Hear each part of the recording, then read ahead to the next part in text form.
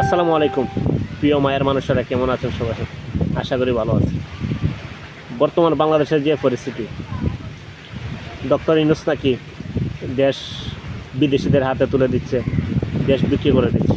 বিভিন্ন নিউজে গুজব মারানোর গুজব ছড়াইতেছে।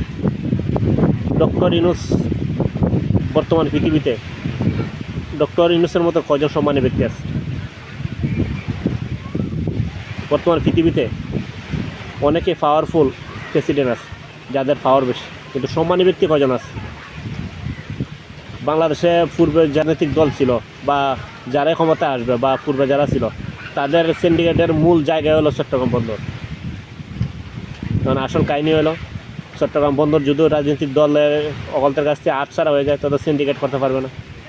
ডক্টর ইউনূস যাদের হাতে চট্টগ্রাম বন্দর তুলে দিছে, তারা হলো দুবাইয়ের বিখ্যাত একটা কোম্পানি, যারা সারা পৃথিবীর 70টা দেশের বন্দর পরিচালনা করে, এমনকি ইসরায়েলের বন্দরও পরিচালনা করে, যারা আমাদের শত্রু ভাবে। তো মেন সমস্যাটা হচ্ছে রাজনৈতিক দলগুলা সিন্ডিকেট করতে পারবো না, কোটি কোটি টাকা পাচার করতে পারবো না, এটাই হলো সমস্যা। তো যদি রাজনৈতিক দলগুলোর হাতে চট্টগ্রাম বন্দর তুলে দিত, তাহলে তো কোনো সমস্যা আছে না।